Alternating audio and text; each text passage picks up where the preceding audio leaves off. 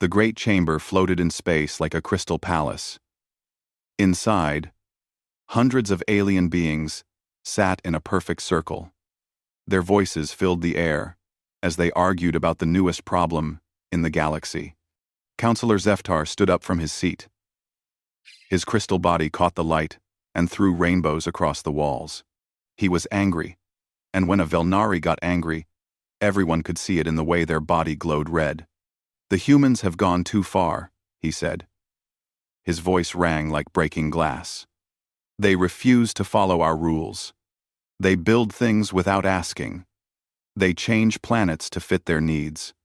The other council members made sounds of agreement. The bird-like Threnari clicked their beaks. The insect, Sectar, buzzed loudly. Even the ancient ethereals, who looked like floating clouds of light, seemed to pulse with worry. "What did they do this time?" asked Commander Zell of the Krex. His massive body was covered in thick armor. Scars ran across his face from 100 battles.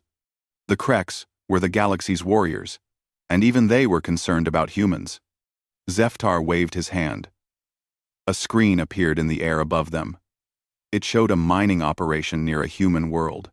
Ships moved in and out of what looked like holes in space itself. "They learned to tunnel through quantum space," Zeftar said. "They are cutting holes in reality to mine asteroids. Do they not understand how dangerous this is?" The chamber erupted in shocked sounds. The ethereals pulsed faster. One of them spoke in a voice like wind through trees. "This could damage the fabric of space-time.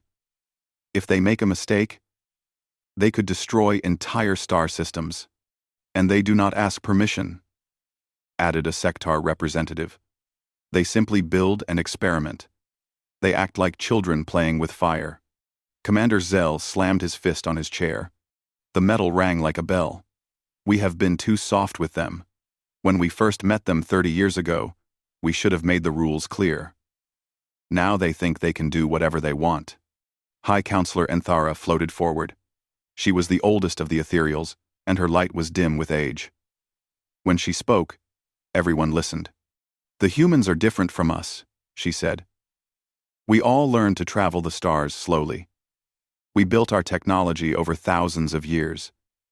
We learned patience and wisdom. But the humans—" She paused. "The humans rushed to the stars like children running toward danger. They built ships before they understood space. They colonized planets before they knew how to live on them properly. And somehow it worked," muttered Zeftar. "That is what makes them dangerous. They should have failed. They should have destroyed themselves. But instead, they grew strong." The debate continued for hours. Stories were shared about human behavior. They told of human traders who tried to sell improved technology to species that had perfected their craft centuries ago. They spoke of human explorers who went to forbidden zones just to see what was there. They mentioned human scientists who asked questions that nobody else dared to ask. Finally, Commander Zell stood up. "Enough talk. We all know what must be done. The humans must be stopped before they hurt themselves or others. I propose we give them an ultimatum." The word hung in the air like a weapon. Ultimatums were serious business. The Council had only used them 3 times in the last 1,000 years. Each time, the target species had quickly agreed to follow Council rules. "What do you suggest?" asked High Counselor Enthara. "Simple," Zell replied. "They must give up all their advanced technology. They must accept Council observers on all their worlds. And they must move most of their people to agricultural planets, where they can learn to live peacefully." The chamber fell silent. Even for the strict Council, this was harsh. It would basically end human independence.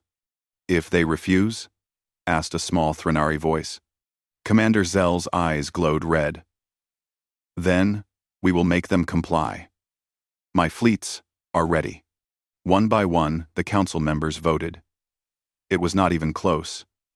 The humans had scared them too much. The final count was 847 votes in favor, 23 against, and 12 abstentions. The message was sent the next day. It traveled through quantum space faster than light, reaching Earth in moments. The transmission was formal and cold, written in the ancient diplomatic language that all council members used. But the meaning was clear. Earth had 30 standard days to surrender or face the consequences. On Earth, President Sarah Chen received the message during her morning briefing. She read it twice, then looked up at her cabinet. Her military advisors sat on one side of the table. Her science ministers sat on the other. All of them wore serious expressions. "Well," she said finally, "they want us to give up our technology and become farmers." Defense Secretary Williams frowned. "They also want to put their people on our worlds to watch us. And they want 90% of humans to leave their homes," added Colonial Minister Zhao. President Chen read the message one more time. Then something funny happened. She started to smile. The smile became a grin. The grin became a chuckle. "Madam President?" asked Secretary Williams. Chen could not stop herself. She began to laugh. It started as a quiet giggle but grew louder. Soon she was laughing so hard that tears ran down her face. The laughter was infectious. First, Admiral Torres smiled. Then he chuckled. Within minutes, the entire cabinet was laughing hysterically. "I'm sorry," Chen said, wiping her eyes. "But did they seriously just threaten the species that figured out how to make black holes work as power sources?" Admiral Torres was still grinning. "They want us to become peaceful farmers. Us. The people who turned asteroid mining into an extreme sport. They clearly have not been paying attention," said Science Minister Park. "Do they know what we did when we could not travel faster than light? We built generation ships anyway and sent them to other stars. Do they know what we did when we could not breathe the air? On other worlds, we changed the air." President Chen stood up and walked to the window. Outside, she could see the orbital platforms that protected Earth. Each one was a masterpiece of human engineering. They had built them not because they needed to, but because they could. "Send them our reply," she said. "What should it say?" asked Secretary Williams. Chen turned back to face the room. Her smile was sharp as a blade. "Tell them thank you for the warning, and tell them we decline their generous offer."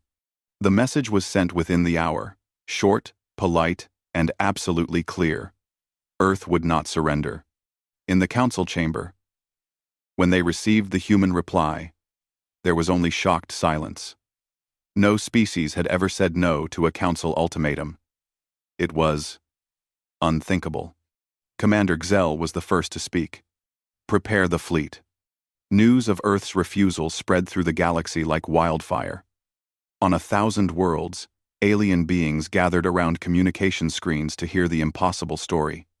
A young species had said no to the Galactic Council. It was like watching a child tell the ocean to stop making waves. On the crystal world of Velnaris, scholar Kethan studied the human response for the 100th time.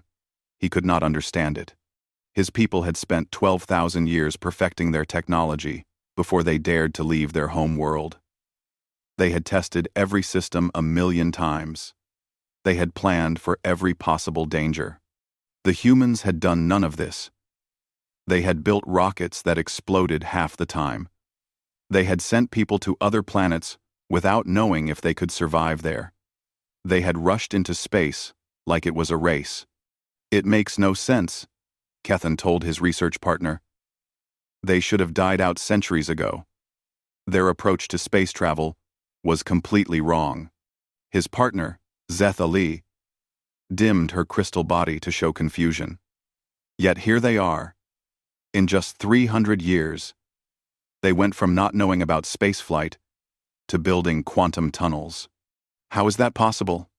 Kethan brought up files on his screen. They showed human history since first contact 30 years ago. Look at their pattern. Every time they face a problem they cannot solve, they find a way around it. When they could not build strong enough rockets, they built bigger ones.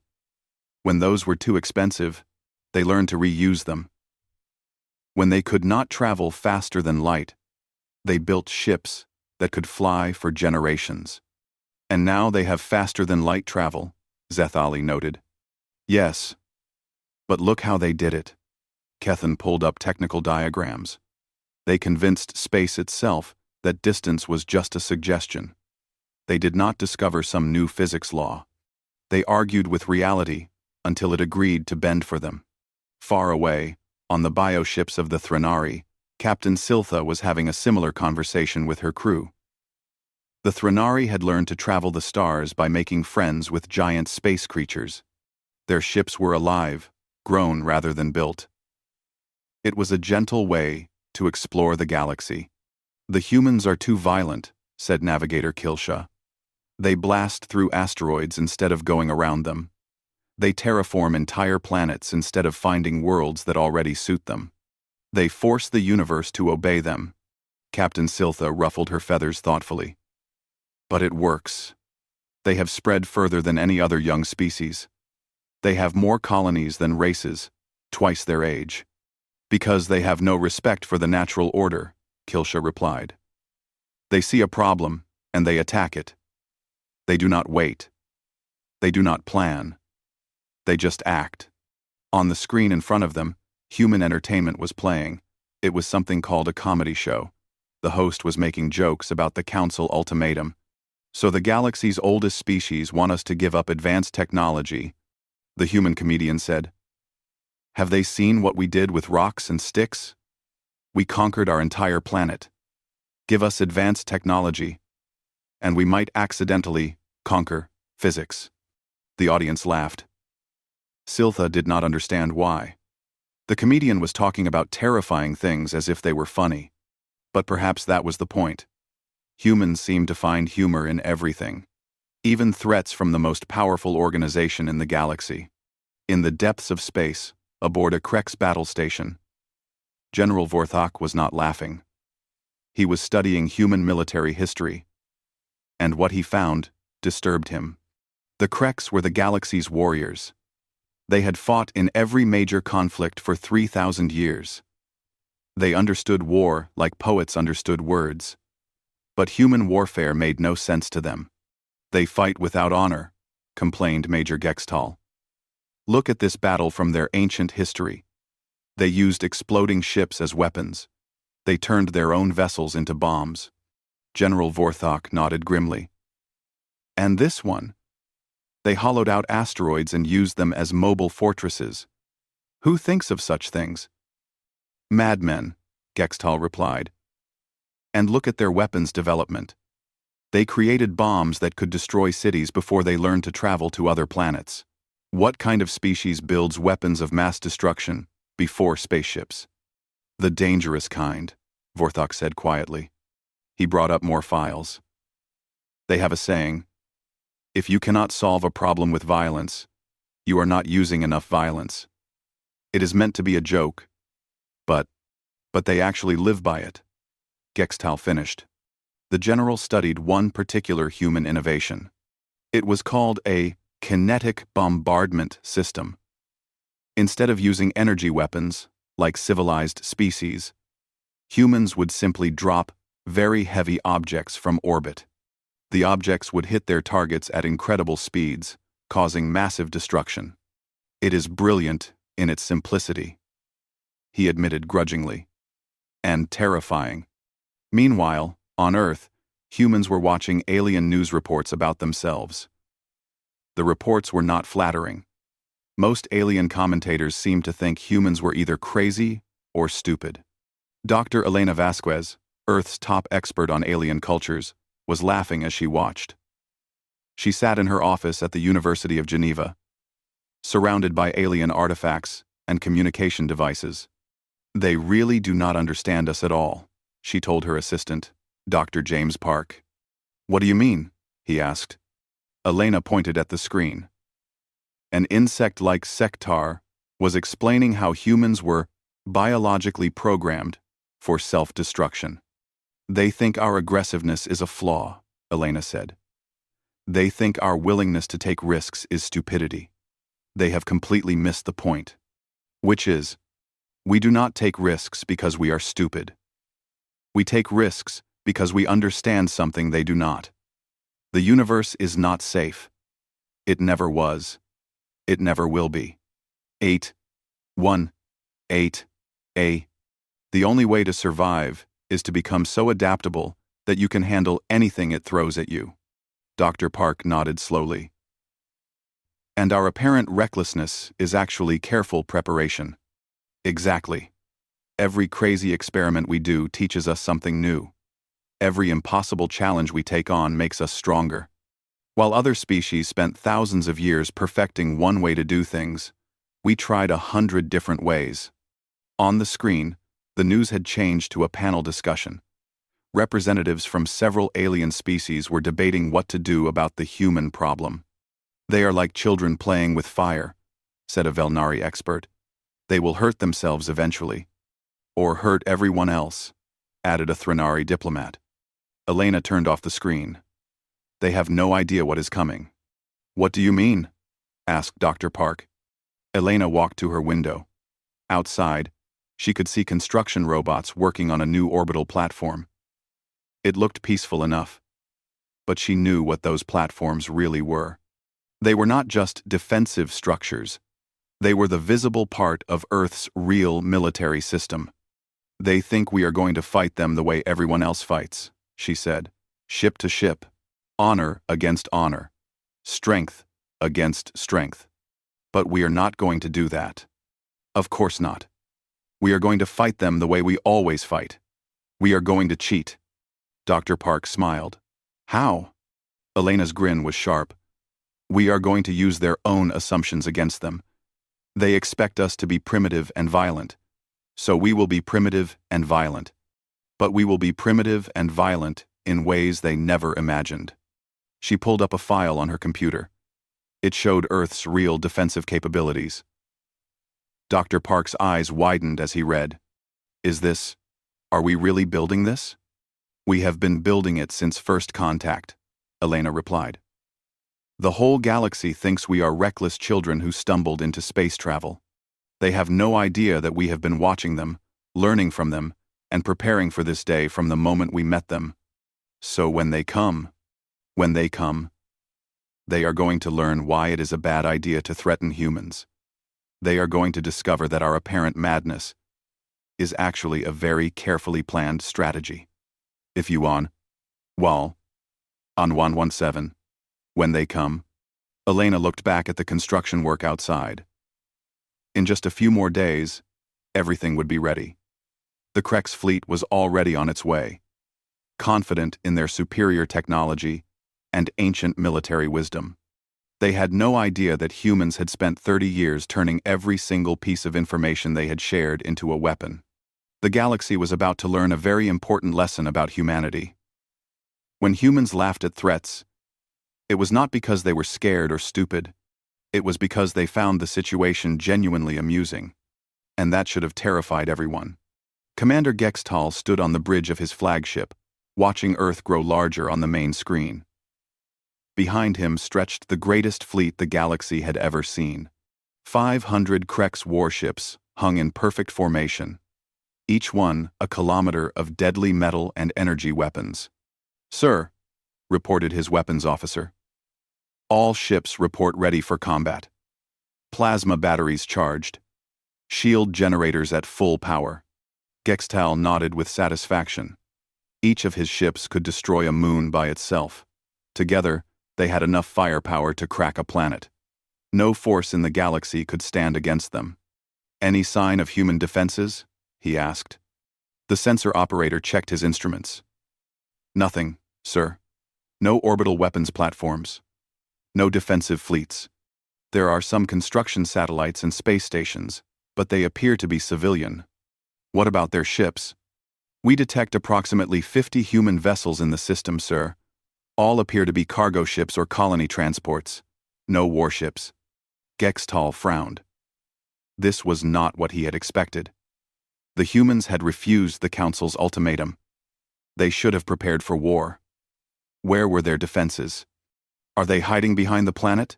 He wondered aloud. Negative, sir. Our sensors can detect ships anywhere in the system. There is simply nothing here that could threaten us. The commander studied the peaceful scene before him. Earth hung in space like a blue and white jewel. Ships moved calmly between orbital stations. Everything looked normal and quiet. Too quiet. "Open a communication channel to Earth," he ordered. The screen changed to show a human woman sitting at a desk. She wore a simple blue uniform and had a friendly smile. Behind her, Gextal could see what looked like a normal office with plants and pictures on the walls. "Greetings," the woman said pleasantly. "I am Admiral Sarah Torres of Earth Defense Command. Welcome to our solar system." Gextal was surprised by her calm tone. "I am Commander Gextal of the Krex hegemony. By order of the Galactic Council, you will surrender immediately and prepare to be occupied." Admiral Torres tilted her head slightly. "Oh, that. Yes. We received that message. Thank you for coming all this way to deliver it in person." "You refuse to surrender?" Gextal asked. "We do," she replied cheerfully. "But since you made the trip, we have prepared a small demonstration. We thought you might find it educational." Something cold crawled up Gextal's spine. "What kind of demonstration? What kind of demonstration?" "The kind that answers questions," Torres said. "For example, you are probably wondering where our defensive fleet is." The thought had occurred to me. Torres smiled wider. "Computer, decloak defensive units." The space around Earth suddenly erupted with light. What had appeared empty moments before now swarmed with human vessels. They appeared everywhere, above, below, and around the Krex fleet. Hundreds of them materialized as if from thin air. But these were not normal ships. Gextal stared in confusion at what his sensors were showing him. One vessel appeared to be a hollowed-out asteroid with weapons bolted to every surface. Another looked like 3 space stations welded together and fitted with engines. A third seemed to be made entirely of crystallized energy. "Where did they come from?" demanded his sensor operator. "Cloaking technology," whispered the weapons officer. "But how? Our sensors should detect any known cloaking system." Admiral Torres was still talking pleasantly. "You see, Commander, we learned something interesting about your sensors during our 30 years of diplomatic contact. They are very good at detecting normal ships.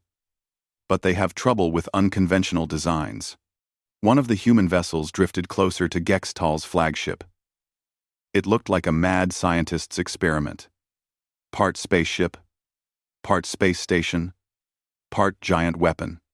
Strange energy patterns danced across its hull. "What is that thing?" he asked. "We call it a quantum battleship," Torres replied. "It exists in 17 different dimensions simultaneously. Most of your weapons will have trouble hitting something that is not entirely in this reality." Gextal felt his confidence start to crack. "You are bluffing. No species has technology like that." "Would you like a small test?" Torres asked.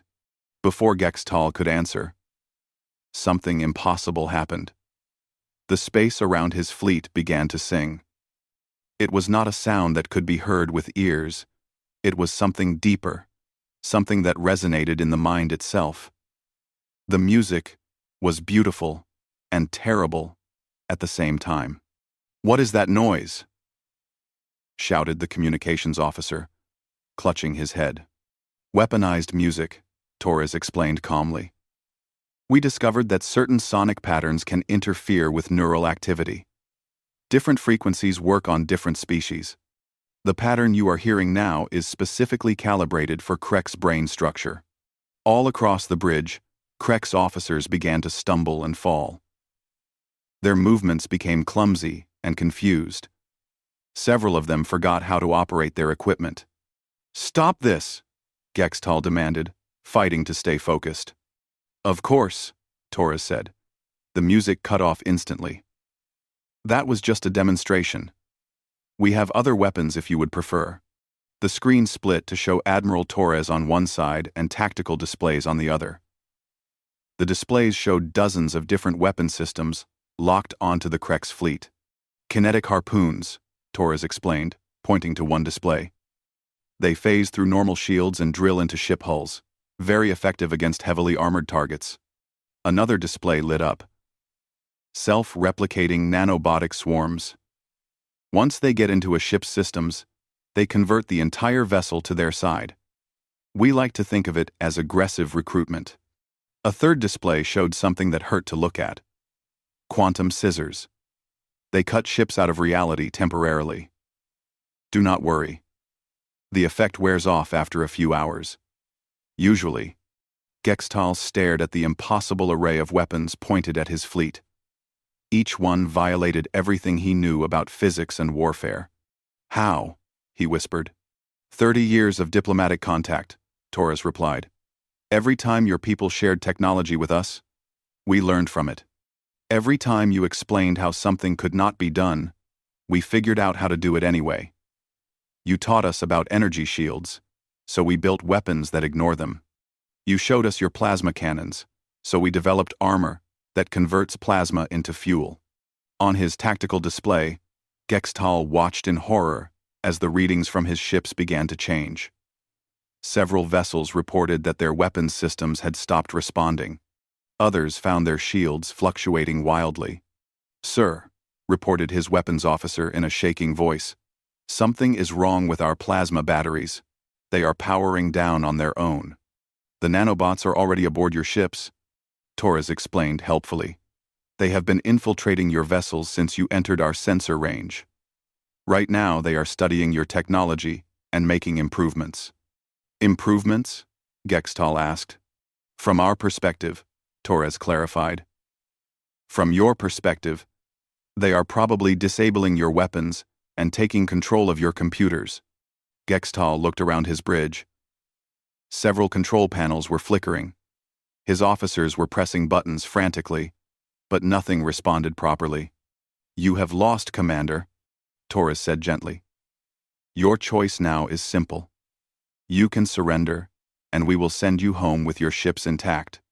Or you can fight, and we will demonstrate some of our more creative weapons. Creative weapons? Torres smiled. It was not a pleasant expression. We have a device that convinces gravity to work backwards, another that makes time move in the wrong direction, and our personal favorite, a weapon that turns enemy ammunition into flowers. That is impossible. Commander, Torres said patiently, you are facing a species that once solved a fuel shortage by teaching black holes to work as power sources. We turned math into a weapon during our First World War. We convinced light itself to slow down because we needed better internet speeds. What part of your experience with humanity suggests that impossible means anything to us? Gextal looked at his tactical display one more time.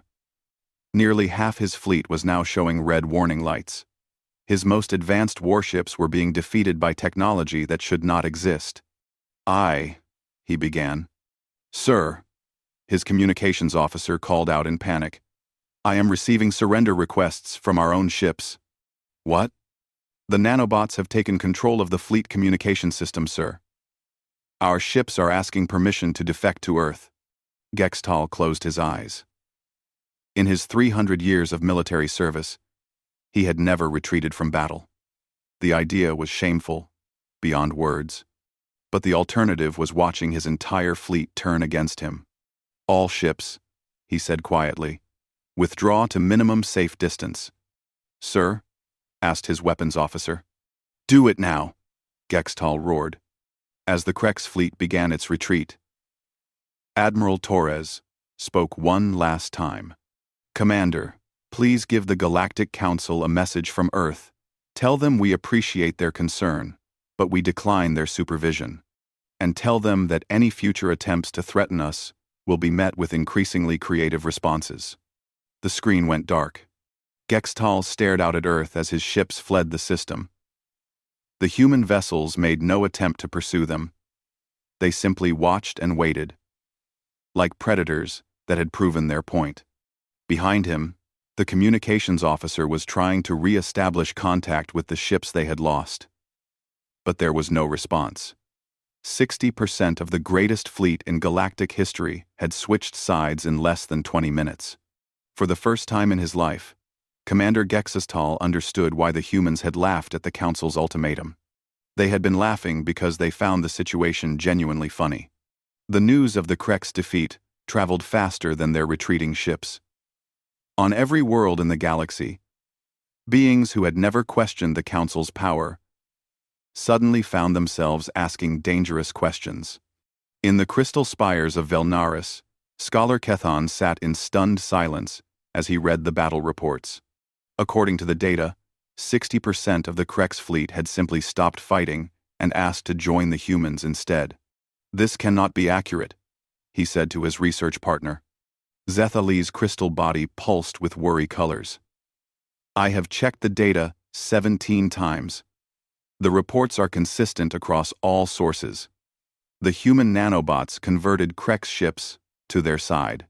But nanobots cannot make ships think for themselves," Kethon protested. "Unless the humans have discovered how to create artificial intelligence that can convince other machines to change loyalty," Zethali replied quietly. The implications were terrifying. If humans could turn any ship to their side simply by touching it with their nanobots, then no fleet in the galaxy was safe. Across space, on the ethereal homeworld, High Counselor Enthara floated in her meditation chamber. The ancient being had lived for 3,000 years and seen the rise and fall of dozens of civilizations. But she had never seen anything like what the humans had just done. Her aide, a younger ethereal named Vethmas, drifted into the chamber. "High Counselor, the emergency session is ready to begin." Enthara pulsed with tired light. "Very well." Panic, mostly, and confusion. "The Velnari are suggesting we should study human technology before making any decisions." "And the Krex?" Vethmas dimmed slightly. "Commander Gextal refuses to speak to anyone. He has locked himself in his quarters and will not come out." Enthara was not surprised. The Krex valued honor above everything else. Losing a battle was bad enough, but losing because your own ships betrayed you was something they had no word for. The emergency council session was unlike anything in recorded history. Instead of the usual calm debate, voices were raised in fear and anger. Species that had worked together for centuries were now pointing fingers and making accusations. "This is what happens when we try to be reasonable with aggressive species," declared Senator Klix of the Threnari. "We should have acted sooner." "Act how?" demanded Representative Zorth of the Sectar. "The humans just defeated our strongest military force without breaking a sweat. What makes you think we can do better?" 12. 12. 12. 12. 12. 12. 12. 12. Counselor Zeftar stood up, his crystal body flashing red with anger. "They cheated. They used weapons that violate the basic laws of physics." "No," said a new voice. Everyone turned to see a small communication screen that had activated itself in the center of the chamber. On it was a human woman, with dark hair and a calm expression. "I am Dr. Elena Vasquez, Earth's Special Representative for Galactic Affairs, and we did not cheat. We simply used technology that you do not understand." The chamber erupted in outraged voices. No one had given the humans permission to attend this meeting. The fact that they had somehow hacked into the most secure communication system in the galaxy only made things worse. High Counselor Enthara raised her light form to get attention. "Dr. Vasquez, this is a closed session. I apologize for the intrusion," Dr. Vasquez replied politely. "But since you are discussing humanity, we felt we should be part of the conversation." "You attacked our fleet," shouted Senator Klix. "Actually, we defended ourselves," Dr. Vasquez corrected. "Your fleet came to our system with the intention of forcing us to surrender. We simply demonstrated why that was a bad idea." Counselor Zeftar's body flashed brighter. "Your weapons are impossible.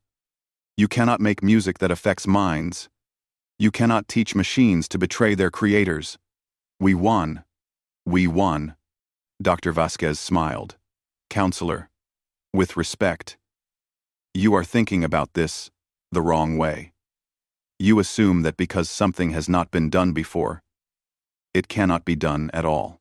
But impossibility is just a challenge that no one has solved yet.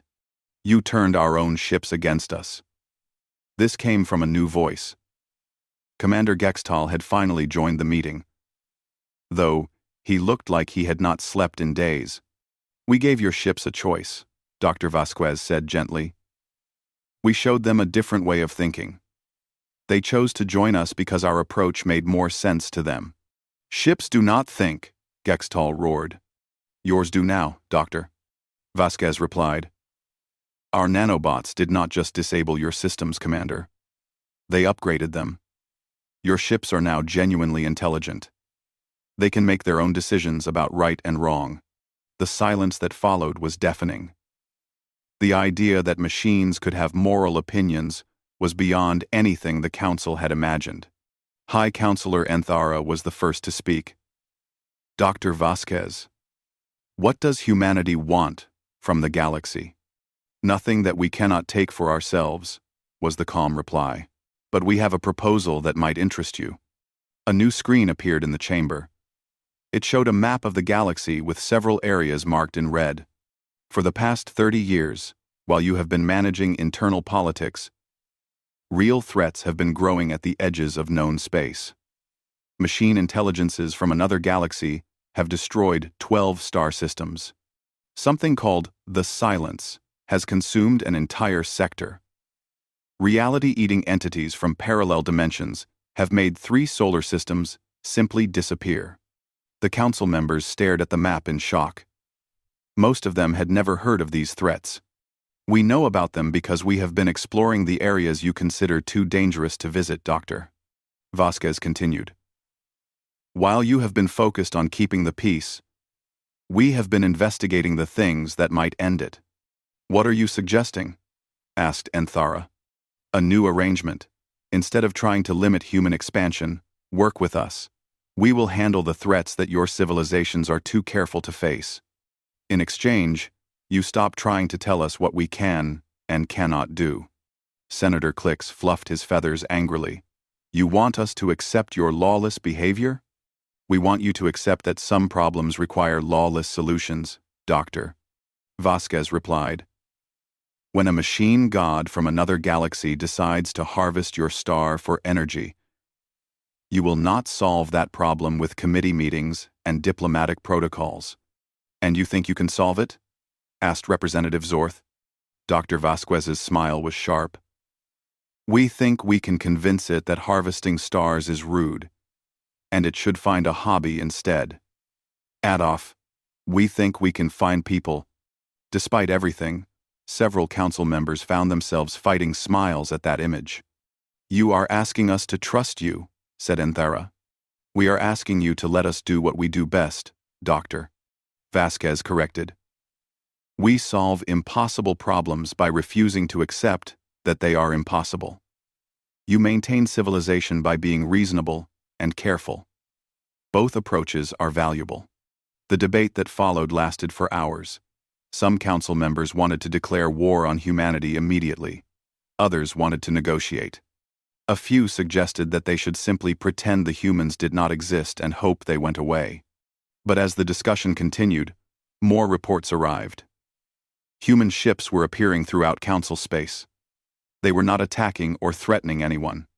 They were just there, watching, learning, making polite conversation with local officials. On the trade station at Kepler Junction, a human merchant ship had docked and offered to sell improved plasma conduits to the Threnari. The conduits were impossible. They stored 3 times more energy than anything the Threnari had ever seen. But they worked perfectly. On the research world of Nexus Prime, human scientists had appeared at the university and asked if they could sit in on some lectures. In exchange, they had shared mathematical formulas that solved problems the locals had been working on for decades. On the military base at Sigma Outpost, human engineers had politely asked if they could examine the defense systems. When told no, they had smiled and said they understood. Then they had sent a technical analysis showing 17 ways to improve the base's security. The analysis was completely accurate. They are studying us, realized Counselor Zeftar. They are learning everything about our technology, our military capabilities, our weaknesses. Yes, agreed Dr. Vasquez from the screen. Just like we have been doing for the past 30 years. The difference is that now we are being open about it. What do you want to know? Asked Anthara. Everything. How your societies work. How your technologies function. How your militaries are organized. How your cultures think about problems. Dr. Vasquez paused. But most importantly, we want to know what scares you. Because the things that scare ancient, wise civilizations are probably worth paying attention to. Commander Gextal spoke up for the first time since his initial outburst. And in return? In return, we will go to the places you are afraid to visit and deal with the problems you are afraid to face. We will be the galaxy's problem solvers. The species that says yes when everyone else says it cannot be done. The vote, when it finally came, was closer than anyone expected. The council agreed to Dr. Vasquez's proposal by just 12 votes.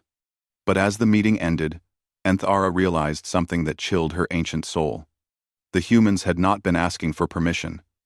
They had been politely informing the council of what was going to happen. The galaxy had new management, whether it wanted it or not. 1 year later, the galaxy was a very different place. The old council chambers were gone, replaced by a massive space station that somehow existed in 17 dimensions at once. Dr. Elena Vasquez, now Secretary General of the Reformed Galactic Alliance, sat in a chair that occasionally flickered between being solid and being made of pure energy. She had gotten used to impossible things becoming routine. Around her, representatives from hundreds of species were arguing about the latest crisis. This had become normal too. Where the old council had spent months debating simple trade agreements, the new alliance dealt with galaxy-threatening disasters every few weeks. The machine entity is demanding that we surrender 3 star systems, reported Ambassador Krex of the Threnari. His feathers were ruffled with worry. It claims they belong to it, by right of superior intelligence. What kind of machine entity? Asked Elena, making notes on a tablet that occasionally showed data from timelines that had not happened yet. It calls itself the First Calculator, replied Counselor Zeftar. His crystal body was a nervous purple color. Our scouts report that it is the size of a small moon and appears to be made of pure mathematics. How fascinating, said Admiral Torres, who was attending the meeting via hologram from her ship in another galaxy. I have never tried to negotiate with living math before. Former High Counselor Anthara, now serving as the Alliance's chief advisor, pulsed with dim light. Admiral, this is not a joke. The entity has already demonstrated the ability to delete star systems from existence by proving they are mathematically impossible. Even better, Torres replied cheerfully. That means it is probably reasonable. Anything that smart should be able to understand logic. Elena looked around the room at the assembled aliens. They were all staring at Torres with the same expression of horrified fascination that had become common when humans talked about their solutions to galactic problems. Admiral, what do you have in mind? Elena asked. Well, if it is made of mathematics, then we should probably approach this like a math problem, Torres said. Has anyone tried asking it to prove that it has the right to demand star systems? Ambassador Krex made a confused chirping sound. What do you mean? Simple. If it is going to base its claims on superior intelligence, then it should be able to prove its claims using superior logic. We challenge it to a debate. You want to argue with a machine god? Asked Representative Zorth of the Sectar, her insect eyes wide with disbelief. Why not? Torres shrugged. Either we convince it that its claims are wrong, or we learn something new about mathematics. Both outcomes seem useful. Elena made another note. Who would represent our side in this debate? I volunteer, said a cheerful voice from the back of the room. James Park, Earth's chief science officer, who had apparently been attending the meeting from inside a quantum computer. James, you are supposed to tell people when you are going to exist in multiple realities at once, Elena scolded gently. Sorry, I was working on a new project and forgot which dimension I left my body in. Doctor, Park replied as he solidified back into normal space. But seriously, this sounds like fun. How often do you get to have a philosophical argument with a living equation? The alien representatives exchanged glances. Even after a year of working with humans, they were still amazed by how the species treated impossible dangers as entertainment opportunities. Very well, Elena said. Admiral Torres, please contact the first calculator and arrange a meeting. Dr. Park, prepare your arguments. Everyone else, let's move on to the next crisis. Anthara consulted her notes. The reality parasites in the Vega sector have begun eating the laws of physics. Local space no longer has consistent gravity. How big is the affected area? Asked Colonel Morrison, Earth's military liaison. Approximately 50 cubic light-years, Anthara replied. Morrison whistled. That is a good-sized problem. Have we tried turning the laws of physics back on? Oh, what does that mean? Asked Counselor Zeftar. Well, if the parasites are eating the laws of physics, then maybe we can feed them different laws instead, Morrison explained. Laws that are not as useful. Like, say, the law of gravity only working on Tuesdays. There was a moment of stunned silence. That is either brilliant or insane, stammered Ambassador Krex. Why not both? Morrison grinned. The best human solutions usually are. Elena made another note. Colonel, work with the research team to develop alternative physics laws that are less nutritious for reality parasites. Next item? The meeting continued for another hour. They discussed plans to negotiate with time-traveling pirates, strategies for dealing with a star that had gained consciousness and was having an identity crisis, and protocols for handling visitors from a universe where cause and effect worked backwards. Finally, the last item came up. The silence has begun expanding again. Anthara reported quietly. It consumed the Epsilon cluster last week. The room fell quiet. The silence was the one threat that even humans approached with caution. It was not a creature or a machine or any kind of entity they could understand. It was simply an absence, a growing void that erased everything it touched from existence completely. How fast is it moving? Elena asked. Current expansion rate suggests it will reach inhabited space within 6 months. Anthara replied. Any progress on communication attempts? Asked Dr. Park. You cannot communicate with nothing, said Representative Zorth. The silence does not respond, because there is nothing there to respond. Maybe, said Elena thoughtfully. Or maybe we are thinking about this wrong. What if the silence is not nothing? What if it is something we just do not know how to perceive yet? Admiral Torres appeared more solidly on the hologram projector. I like where you are going with this. What do you have in mind? Elena stood up and walked to the main display screen. Every other threat we have faced has been something. Machines, parasites, gods, pirates. They all want something, or believe something, or have some kind of goal. But what if the silence is the opposite? What if it is not trying to destroy things, but trying to return them to their natural state? What natural state? Asked Counselor Zeftar. The state before existence began. Elena replied. What if the silence is not evil? What if it is just tired? What if it is the universe's way of saying it wants to rest? The implications of this idea sent ripples of unease through the room. Are you suggesting we try to negotiate with entropy itself? Asked Anthara. I am suggesting we try to understand what the silence actually wants, Elena said. And then, maybe we can offer it something better. Like what? Asked Dr. Park. Elena smiled. Like a vacation. The room erupted in confused sounds. "Hear me out," Elena continued.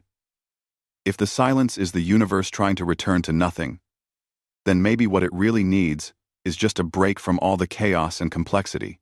What if we could create a small area of perfect nothingness for it? A place where it could rest without having to erase everything else?" Admiral Torres was grinning now. "You want to build a resort for the heat death of the universe?" "Exactly. A nice, quiet pocket dimension where entropy can relax and not have to worry about all the messy business of existence." Ambassador Krex made a weak chirping sound. "This is madness." "This is Tuesday," corrected Colonel Morrison. "Madness is when we try to solve galactic crises before coffee." Elena returned to her chair. "Dr. Park, I want you to work with the theoretical physics team on pocket dimension construction.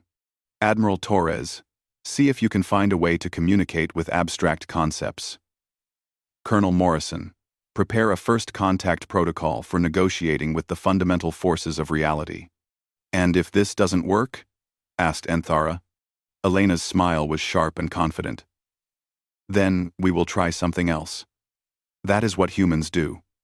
We keep trying new solutions until something works." As the meeting ended and the various representatives began to file out, Anthara remained behind. She had seen many changes in her long life, but nothing like what had happened since humans took over galactic management. "Dr. Vasquez," she said, "may I ask you something?" "Of course. When your people first received the Council's ultimatum, why did you laugh? Was it because you were confident you could defeat us?" Elena considered the question carefully. "Partly. But mostly, we laughed because the ultimatum revealed that the galaxy had completely misunderstood what humans are." "What do you mean?" "You saw us as a young, aggressive species that needed to be controlled. But that is not what we are at all. We are a species that solves problems. Any problem. Every problem. Even problems that everyone else thinks are impossible." Anthara pulsed with thoughtful light. "And the Council's ultimatum was just another problem to solve." "Exactly.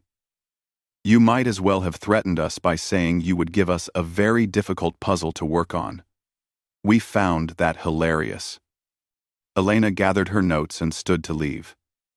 "The truth is, Counselor, we have been preparing for this day since the moment we learned we were not alone in the universe. Not because we wanted to conquer anyone, but because we knew that eventually, the galaxy would face problems too big for any one species to handle alone. And now," Elena paused at the door, "now we get to find out if there is any problem too strange for humans to solve. Personally, I am betting there is not." As Elena left, Anthara remained in the chamber, thinking about how much had changed. A year ago, the galaxy had been a peaceful, stable place where problems were discussed calmly and solved slowly. Now it was a chaotic, dangerous place where impossible threats appeared weekly and were met with equally impossible solutions. And somehow, despite all the madness, Anthara realized she felt safer than she had in centuries. Outside the station, human ships moved through space like cosmic maintenance workers, heading off to fix problems that other species had not even known existed. They carried weapons that violated physics, operated on technologies that redefined reality, and were crewed by beings who treated the impossible as a minor inconvenience. The galaxy had learned to laugh at threats too, because when you had humans on your side, even entropy itself was just another customer service issue.